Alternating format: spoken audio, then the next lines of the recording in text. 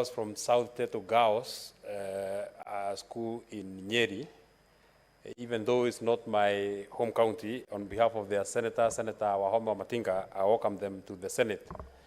I'm particularly excited, Mr. Speaker, that amongst the students who are here is my own sister,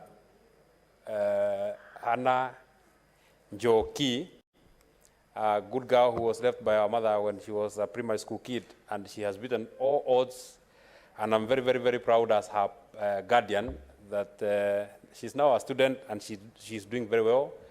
She has made me very proud, and indeed our family proud, and she is a proof that you can become and go all the way up. As I wish them well and in their visit to the Senate. When I last visited their school, Mr. Speaker, they asked that they would want to come to the Senate so that they see where the brother of one of their colleagues work and ply his trade. And I'm very happy that we've made it happen, and we have made it possible. I just want to tell them the words that I've told them, that if they believe in themselves and they begin working very hard, they will become whatever they would want to become.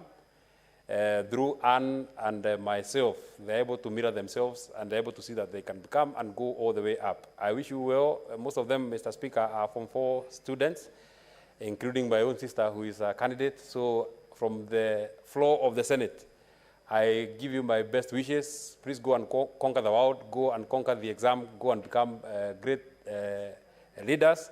Among us, the senators who are in these chambers are good senators who have gone all the way up. I'm particularly very excited that Senator Professor Margaret Kamal is here, who became a professor on the year that I was born, Mr. Speaker. And she has been afloat through and through, having been a member of parliament, having been a minister of higher education on the year that I joined the university.